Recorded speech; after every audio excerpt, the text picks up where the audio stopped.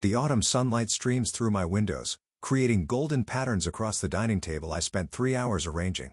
24 place settings with vintage china I collected over months. 24 crystal glasses catching the light. 24 empty chairs. My phone chimes again. The sound pierces the silence like an accusation. I've been avoiding it for the past hour, but the notifications won't stop. With trembling fingers I pick it up.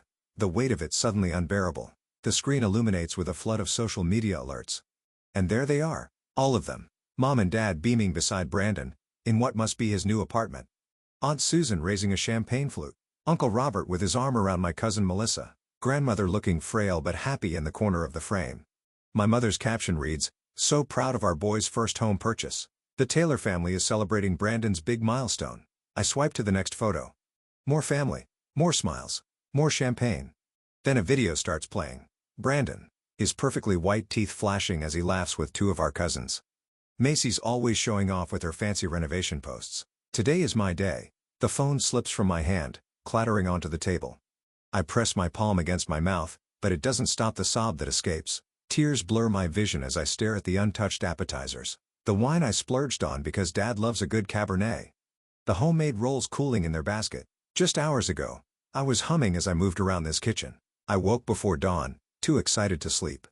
The morning light had barely touched the old oak floors as I reviewed my handwritten checklist. The invitation sent weeks ago promised a 2 p.m. celebration of my first home. This 1,920 seconds. Craftsman I'd poured my savings and 9 months of sweat equity into restoring. "You're going overboard again," Rachel had said. Watching me arrange flowers in the vintage blue vases I'd collected specifically for this day. But her smile was kind as she helped me polish the silverware that once belonged to my grandmother. "I want everything to be perfect," I'd explained, adjusting a napkin for the 4th time. "Mom said the house was too small when I bought it. Dad thought the neighborhood was questionable. I need them to see what I've created here." Rachel had squeezed my shoulder. "They should be proud of you regardless." The first sign of trouble came at 1:45 p.m., a text from Mom. "Running a bit late, start without us." By 3:30, my coworkers Jane and Peter had arrived. My elderly neighbor Mrs. Eleanor brought homemade pie.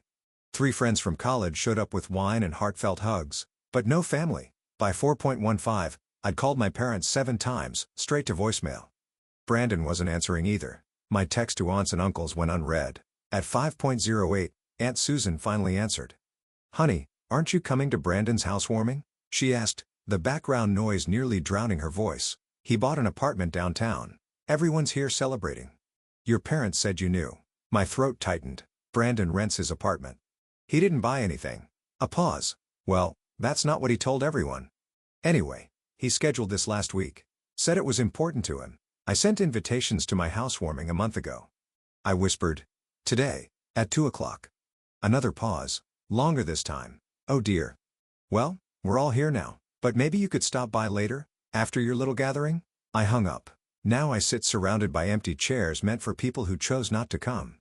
The loyal 7 who did show up exchange worried glances across the table, laden with cooling food. Mrs. Eleanor, 83 and sharper than most people half her age, rises from her chair. She lifts her glass, her gaze steady and fierce. "Don't let empty chairs steal your joy, dear. Today is Macy's Day. Kai."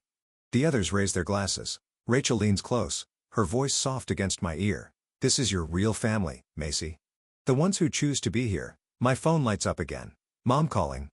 7 pairs of eyes watch me, concern etched across their faces. I silence the ringer with one decisive movement and raise my glass to Eleanor's toast. "Not today," I say, my voice steadier than I expected. "Today is about the people who showed up." 3 hours later, the last guest waves goodbye, disappearing into the darkness beyond my porch light. Only Rachel remains, helping me wrap leftovers that will feed me for days, a bitter reminder of the empty chairs. "You should stay at my place tonight," Rachel says, sealing another container. "We'll drink wine and watch terrible movies until we fall asleep." I shake my head. "I need to be here. This is my home." The word catches in my throat. Home. The concept feels both powerful and fragile after today. The doorbell rings. It's chime slicing through the quiet house. Rachel and I exchange glances. "I'll get it," I say, wiping my hands on a kitchen towel. I open the door to find my mother, Linda Taylor, standing on my porch. Her pearl earrings catch the light as she looks past me into the house, scanning what she can see of my living room. "May I come in?" she asks, not waiting for an answer as she steps forward. I step aside. my stomach tightening. She walks through my entryway, her eyes traveling over the refinished hardwood floors, the original crown molding I spent weeks restoring, the vintage light fixture I hunted down at 3 different antique stores. "It's nice," she says, with a slight purse of her lips, smaller than it looked in pictures. It's the familiar sting of her dismissal burns through my chest. Rachel appears in the doorway between the kitchen and living room, her presence a silent support. "Mom, why are you here?" I ask. Linda drops her purse on my sofa and turns to face me. "Honestly, Macy, I don't understand why you're making such a big deal about today. You're always competing with Brandon, making him feel small. He's finally doing something positive with his life, and you couldn't even show up to support him." The audacity of her statement leaves me momentarily speechless. Rachel's sharp intake of breath is the only sound in the room. "I couldn't show up. I finally managed, because I was here, hosting my own housewarming that I invited all of you 2 weeks ago." "Well, these things happen," she says with a wave of her hand. "You know how busy we all are. Brandon only decided on his housewarming a week ago. He was so excited about it." I feel something shift inside me. A week ago? But my invitations went out 4 weeks ago. Linda busies herself adjusting a pillow on my sofa. "Brandon has been going through a rough patch. When he told us he was hosting a little gathering, we thought it would be good for him. Give him some confidence." "He told you it was a rental apartment, not a purchase, right?" I ask, my voice steadier than I feel. Linda's fingers freeze on the pillow. "Well, you know how your brother is with details. What matters is that he's finally taking some initiative." "Mom," I say slowly, realization dawning. "Did you know Brandon scheduled his party on the same day as mine?" Her silence answers my question more clearly than words could. "You knew," I whisper. "You all knew. And you helped him pretend he bought a place when he's just renting." The betrayal slices deeper than I thought possible. "You staged a fake celebration to deliberately overshadow mine. Now, you're being dramatic." Linda straightens, her defense mechanism kicking in. "Not everything is about you, Macy. Brandon needs our support more than you do. You've always been the independent one." "Independent?" The word catches fire in my throat. "I've been independent because I had to be. My entire life, you've ignored my achievements while celebrating Brandon's mediocrity." Linda's eyes widened. I've never spoken to her this way before. "When I made the honor roll, you were too busy at Brandon's average football games to attend the ceremony. When I got my scholarship, you spent the night consoling Brandon because he didn't get his, even though he barely maintained a C average." My voice grows stronger with each word. "I worked 3 jobs to put myself through graduate school while you paid Brandon's rent after he dropped out of community college. I saved for 7 years to buy this house while you funded one failed business venture after another for him. We've always supported both of you equally," Linda protests, "but the lie hangs hollow in the air between us. I spent $62,000 in 9 months renovating this house myself." I continue trembling now. "Every weekend, every vacation day, every spare hour after work. Meanwhile, you criticized my wasteful purchase in a questionable neighborhood without ever bothering to visit." Linda's face hardens. "After all we've done for you, what exactly have you done for me?" The question erupts from someplace deep and wounded. "Name one thing you've done to support my dreams the way you support Brandon's." Her silence stretches between us. Rachel stands witness to a confrontation decades in the making. "This house is mine," I say, walking to the front door and pulling it open wide. "Earned by me, get out." Linda's mouth opens in shock. This is not how our conversations end. Usually, I apologize for upsetting her, for being difficult, for existing in a way that requires more than she's willing to give. "Macy, Elizabeth Taylor, you do not speak to your mother that way." "I just did," I reply, my voice calm despite the storm inside me. "Please leave." She gathers her purse, her shoulders stiff with indignation. "Your father will hear about this. I'm sure he will." As the door closes behind her, I lean against it, feeling both hollow and somehow fuller than before. Rachel approaches quietly, wrapping her arms around me. "I'm proud of you," she whispers. Morning sunlight streams through my kitchen windows when the doorbell rings again. I've barely slept, replaying last night's confrontation in endless loops. When I open the door, my father, Charles Taylor, stands on the porch alone, his tall frame slightly stooped, his expression uncharacteristically uncertain. "May I come in?" he asks softly. I step aside wordlessly. Unlike my mother, he pauses in the entryway, taking in the details of my home with genuine attention. "Could I see it?" he asks. "The house. All of it." I lead him through each room.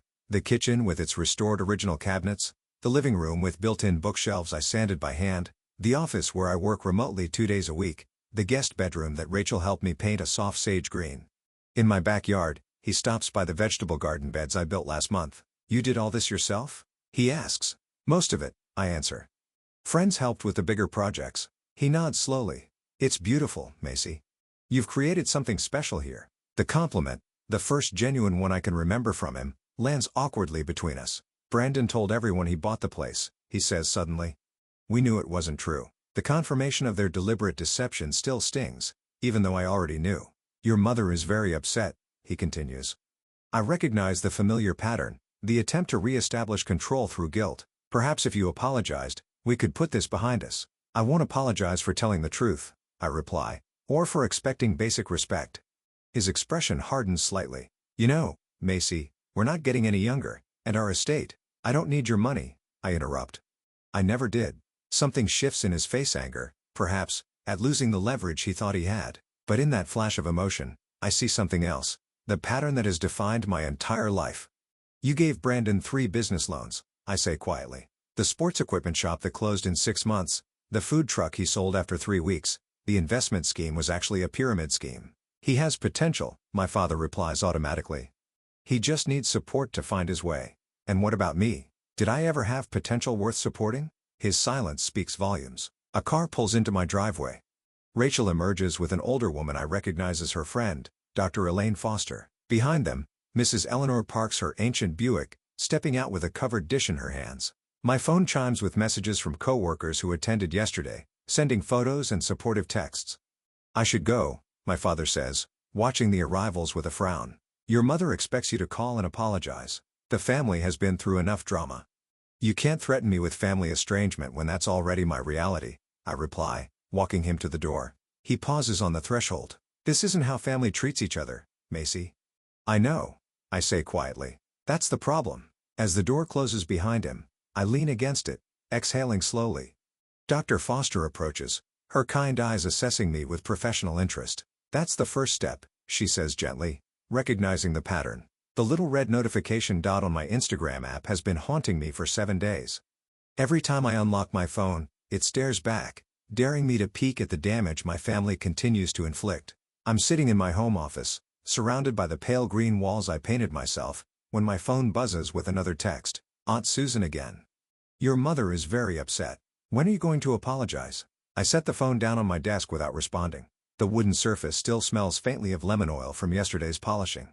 Through the window, I can see the maple tree in my backyard, its leaves turning golden in the October sunlight. Brandon's Instagram remains unchanged since the day of my housewarming. His profile still prominently features the apartment purchase announcement, complete with champagne toasts and congratulatory comments from relatives who never bothered to verify a word of it. Enough, I whisper to the empty room. I pick up my phone and open my camera roll. There, waiting, is the photo Rachel took 3 months ago. Me standing on the porch of my Craftsman, holding the keys, face flushed with pride and exhaustion. The caption forms in my mind with perfect clarity as I type, renovation completed on my first home purchase. From rewiring to refinishing these 100-year-old floors myself. Thanks to everyone WHO supported this journey. First-time homeowner. Renovation. Craftsman style. I hit post without mentioning the betrayal, without tagging a single family member. The memory of buying this house washes over me. Working 60-hour weeks between my data engineering job and weekend freelance coding, living in a studio apartment with furniture from college to save every possible dollar, losing 3 homes in bidding wars before finally getting the call about this Craftsman that needed too much work for most buyers. That moment, standing alone in the empty living room after signing the papers, pressing my palm against the worn wooden archway, no parents to celebrate with, no brother to help move furniture. Just me, a set of keys, and a house that needed as much care as I did. How different from Brandon's situation. The downtown apartment our parents helped secure with first and last month's rent, the furniture they purchased, the moving service they paid for. My phone pings with a message from Katie, my father's sister's daughter and the only relative who seems to see the situation clearly. Thought you should see this. Her text reads, followed by screenshots of the extended family group chat.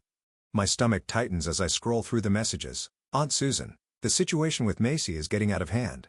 Linda is beside herself. Uncle Robert, Brandon says she's just jealous of his success. Always has been. Cousin Michael, we all know Macy's always been difficult. Remember the fit she threw at Thanksgiving when she was 16? The fit they're referring to was my reaction when everyone forgot I'd been accepted to MIT with a partial scholarship. They'd spent the entire dinner discussing Brandon's average in high school math. More screenshots follow. revealing the family mythology I've been battling my entire life. Macy, the troublemaker.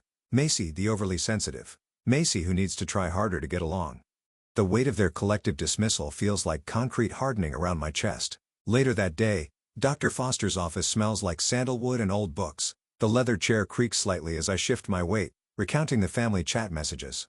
The golden child versus scapegoat dynamic is textbook in your family structure, she says, her voice gentle but matter-of-fact. Brandon has been positioned as the one who can do no wrong, while you're assigned the role of the one who can never do enough. I've suspected this for years, I admit, but seeing it spelled out in that group chat, it's like they're living in an alternate reality.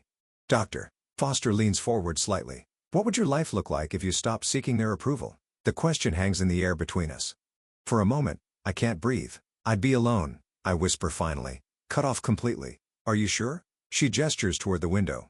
From what you've told me, you have Rachel, your colleagues, your neighbor, Mrs. Eleanor, people who choose to see you clearly. I consider this, but they're not family, aren't they? Dr. Foster asks, her eyes kind. What makes someone family, Macy? The question follows me home, echoing as I pull into my driveway. Rachel's car is already parked out front. Along with 3 others I recognize co-workers from the office, paint cans and rollers visible through their car windows. Surprise! Rachel calls from the porch, gesturing to the group behind her. Painting party for the guest bathroom. We brought pizza and wine too. Inside, Mrs. Eleanor is already there, arranging flowers in a vase on my dining table. I brought cuttings from my garden, she explains, and I want to show you how to prune those rose bushes out front before winter. My grandmother taught me, and someone should know these old techniques. Over the next 2 weekends, the house fills with more than paint fumes and sawdust. Laughter echoes through rooms that once felt hollow with expectation. My co-workers, Jane and Peter, become regular dinner guests. Mrs. Eleanor teaches me her grandmother's secrets for growing the perfect tomatoes next spring. The doorbell rings on a Wednesday evening as I'm cooking dinner. Through the frosted glass, I recognize Brandon's silhouette, immediately the confident stance, one hand casually in his pocket. When I open the door, his smile is as practiced as ever. Hey sis, he says, leaning against the doorframe like we're in a television sitcom. Place looks good. I don't invite him in immediately. What brings you here, Brandon? He has the decency to look slightly uncomfortable. Things got a bit out of hand with the apartment situation. Mom and Dad might have overreacted. It's not an apology. Not really.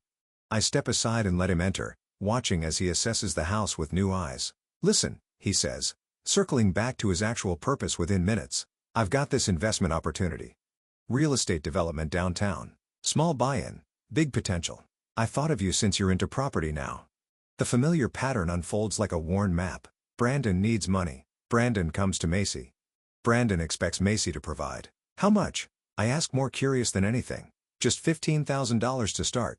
I'd pay you back once it takes off. Like the business loans from our parents that were never repaid. Like the temporary stay in his first apartment that they ended up financing for 2 years.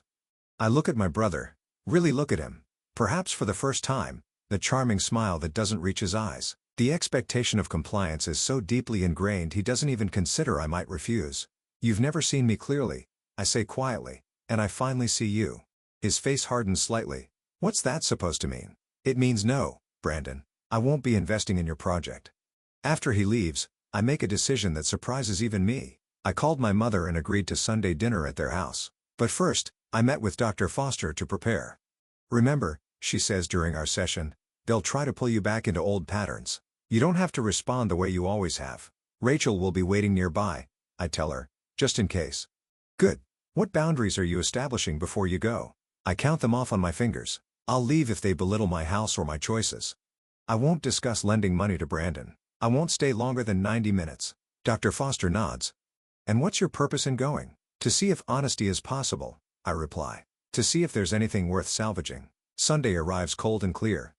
I park in front of my parents' suburban home, its perfect lawn, and matching porch furniture, a stark contrast to my eclectic craftsman. Taking a deep breath, I walk to the door. The silence when I enter the dining room is deafening. Brandon attempts a joke that falls flat. My father clears his throat repeatedly. My mother busies herself with serving dishes, avoiding eye contact. Thank you for coming, Macy, my father finally says. I take my seat at the table. I'm here to see if honesty is possible. The words land like stones in still water. No one seems to know how to respond to direct communication. We make it through most of dinner with strained small talk about weather and neighbors. My mother asks about my job but interrupts before I can fully answer. My father inquires about the house but winces when I mention the new water heater I installed myself. The tension breaks when my mother sets down her fork with a sharp click against fine china. "I don't understand why you had to buy such an expensive house," she says. "All that money when could have had something more reasonable. Like Brandon did." The lie hangs in the air between us. I stand up slowly, a napkin placed carefully beside my half-eaten meal. "I didn't come for more lies," I say, my voice steadier than I expected. "Macy, please." My father pleads, also rising. "Family should forgive each other." I look at him directly, then at my mother, then at Brandon who won't meet my eyes. Family should be worth forgiving first. The door closes behind me with quiet finality as I step into the cool evening air, breathing deeply for what feels like the first time in years. The morning sunshine spills across my kitchen counter as I arrange fresh-cut dahlias in the blue ceramic vase Eleanor gifted me. Through the window, I can see my garden coming alive. 3 months of determined work, transforming what was once barren dirt into something beautiful. The roses climb their trellis with quiet determination, mirroring my own journey. These Sunday dinners are becoming quite the tradition. Eleanor calls from my porch, where she's setting out her famous apple cobbler. At 83, she moves with surprising agility, refusing any help. "Best day of my week," I answered, meaning it. The house feels different now, fully mine in a way it wasn't before. The dining room table that once displayed my family's absence now regularly hosts laughter. Rachel brings board games. Peter from work brings his guitar. My colleague Samantha brings her daughter who chases fireflies in the garden at dusk. I've grown comfortable with the rhythm of limited family contact. Dad calls occasionally, awkward but trying. Mom sends formal texts about neighborhood events I never attend. Brandon sends nothing, which is its own kind of peace. Until today, my phone vibrates against the countertop. Rachel glances over from where she's chopping vegetables. "Your face just did that thing," she says. I turn my phone toward her. On the screen, Brandon's social media announcement glows. She said yes. "Jennifer made me the happiest man alive. Engaged. Finally found the one." The photograph shows him beaming beside a pretty blonde woman, her left hand prominently displayed with what appears to be a diamond large enough to require its own zip code. "Wow." Rachel says, "Didn't they just start dating last month?" 5 weeks, I confirm, scrolling to read the comments. Relatives I haven't heard from in months have already liked and commented. My parents leading the congratulatory parade. My phone rings.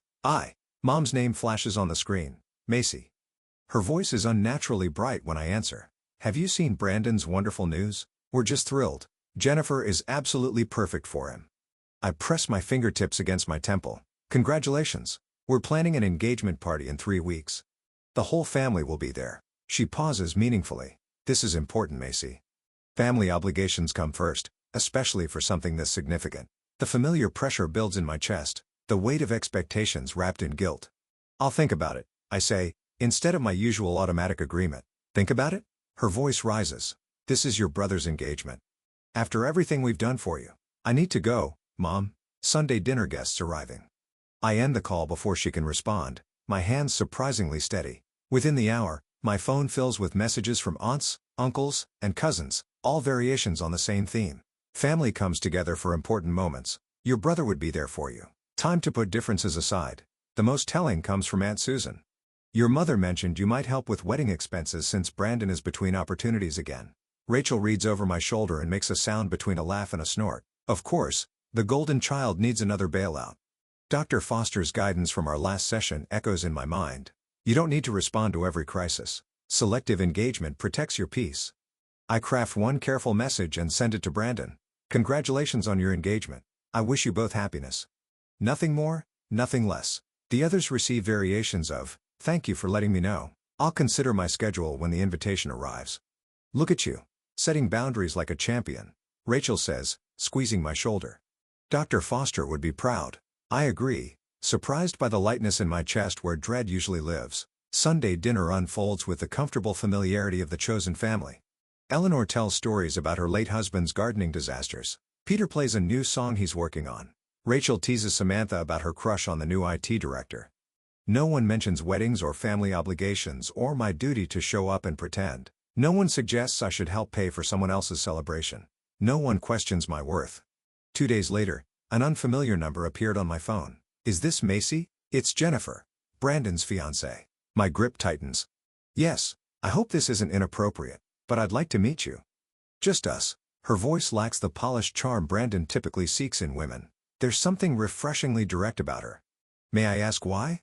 May. A pause. I saw what happened at your housewarming through old photos and comments. I've noticed how your family talks about you when you're not there. Another pause. I need to understand what I'm marrying into. The unexpectedness of her honesty catches me off guard. Coffee at Riverdale Roasters? Tomorrow at 2? I'll be there, she says, relief evident in her voice. That evening, Dad appeared on my doorstep, a cardboard box tucked under his arm. May I come in? I step aside, noting his careful respect for my threshold, a small but significant change from his previous entitled entries. He places the box on my coffee table. Found these in the attic. Thought you might want them. Inside are family photographs I've never seen. Me at 5, proudly holding a science fair ribbon. Me at 12, sitting in Grandpa's workshop learning to sandwood.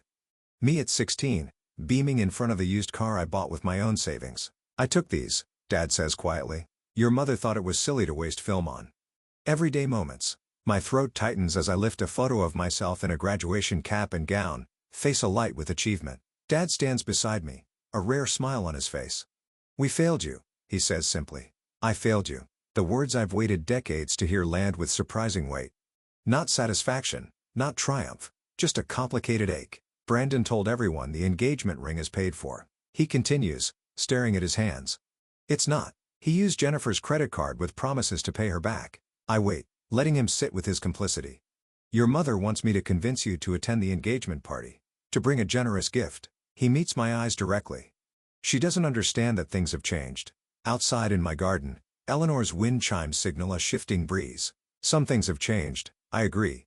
Some haven't. Dad nods, understanding the boundary. He stands to leave, pausing at the door. The house looks beautiful, Macy. You've built something real here. 2 hours later, Mom arrives unannounced, barging in with familiar entitlement.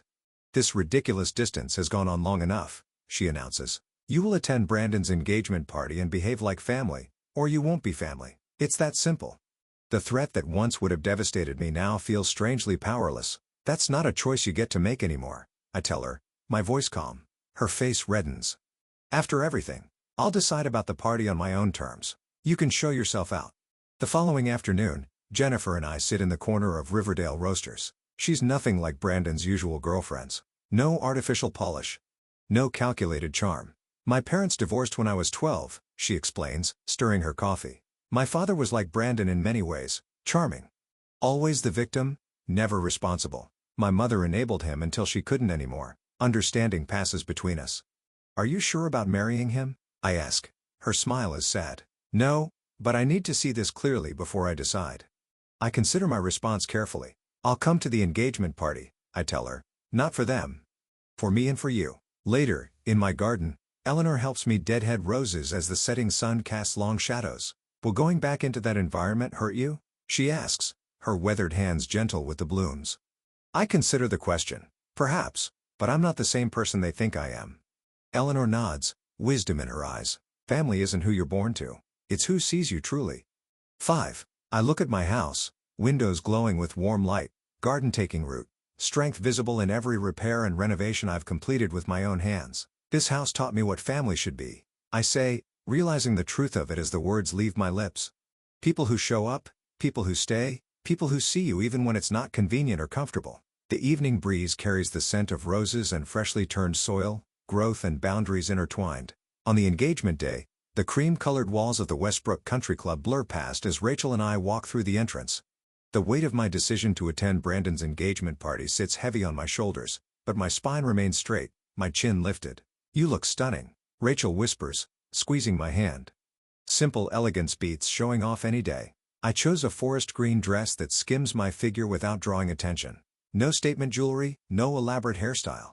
Just me, unadorned and unapologetic. The murmuring stops as we enter the main reception area. Relatives freeze mid-conversation, drinks hovering near lips. Some nod awkwardly. Others look away. I spot Aunt Susan whispering behind her hand to Uncle Robert, their eyes darting in my direction. Brandon stands near the gift table, his smile faltering as he notices me. He clearly expected an empty chair with my name on it, another opportunity to paint me as the difficult one. Jennifer waves from across the room, relief washing over her face. My parents approach with practiced smiles that don't reach their eyes. Mom's relief quickly morphs into something sharper, more calculating. Dad shifts his weight from one foot to the other, his standard response to impending conflict. You came. Mom says, her voice pitched for the benefit of nearby relatives. How thoughtful. Wouldn't miss it, I reply, keeping my voice light. The weight of unsaid words hangs between us. 20 minutes pass in small talk with distant relatives who suddenly find the weather fascinating. I stand at the refreshment table, sipping sparkling water, when Mom materializes beside me. Listen carefully, she hisses, face arranged in a pleasant smile for onlookers. Don't mention your house tonight. This is Brandon's moment. The old pattern tries to reassert itself. Linda dictates. Macy complies. Dad hovers nearby, his expression torn between intervention and preservation of the precious family peace. Mom? Not everything has to be about you, she continues, rearranging canapes on her small plate. Just once, can you let your brother have his moment without competition? Before I can respond, Jennifer approaches, her cream cocktail dress catching the light. Her eyes darted between Mom and me, reading the tension. There you are, Macy, she says warmly. I've been hoping to catch you. Mom's smile tightens. We were just discussing family matters, dear. I take a deep breath, centering myself. Dr. Foster's words echo in my mind. Your response belongs to you, not to them. I turn to Jennifer, a genuine smile warming my face. I'm here to celebrate you, Jennifer. Nothing else matters tonight. The simple truth hangs in the air. Mom's fingers tighten around her glass, her manipulation attempt thwarted. Jennifer links her arm through mine, pulling me gently away. Thank you for coming, she whispers. It means more than you know. The evening progresses, a careful dance of social niceties. Then comes the moment Brandon rises for his toast, champagne flute in hand. Jennifer and I are so grateful to see everyone here tonight. He begins, his charm on full display. As you know, this year has been full of milestones for us. My new home purchase, this engagement. Jennifer's smile falters. Her eyes find mine across the table. The relatives who believed his apartment purchase story shifted uncomfortably in their seats. Aunt Susan studies her plate with sudden interest. I sit still, sipping my water, refusing to correct or engage. The lie collapses under its own weight as Jennifer's confusion becomes visible to everyone watching. After the toast, Jennifer pulls Brandon aside. Their heated whispers carry across the room. Brandon's gestures grow increasingly desperate as he glances toward our parents. Mom straightens the centerpiece with fierce concentration. Dad examines his watch as if time itself might rescue him. Later, I step onto the terrace for fresh air. The spring evening wraps around me, cool and clean. There you are. Jennifer appears beside me, her eyes red-rimmed but clear. Are you okay? I ask. She shakes her head. I had no idea how deep this goes. The apartment, the job promotion he never got, the savings that don't exist. Her voice breaks. Your parents know, don't they? They've always known. Yes, I answered simply. They've always known. How do you handle it? This family? I consider her question, watching the stars appear in the darkening sky. I'm still learning, but choosing the truth helps, even when it hurts. The terrace door bangs open. Brandon storms toward us, face flushed. What are you doing? He demands. You're turning her against me. Jennifer straightens. She's just being honest with me, Brandon. Honest? He laughs bitterly. She's always been jealous of me. Ask anyone in the family. I just did, Jennifer says quietly. I asked your cousin Mark about the apartment. He seemed confused. Brandon's mask slips, revealing the entitlement beneath. So what if I rent? Everyone embellishes sometimes. This isn't about the apartment, I say quietly. It's about the pattern. The family mythology unravels before everyone on the terrace. 3 other relatives have wandered out, witnessing Brandon's growing agitation. I gather my purse, suddenly weary. I should go.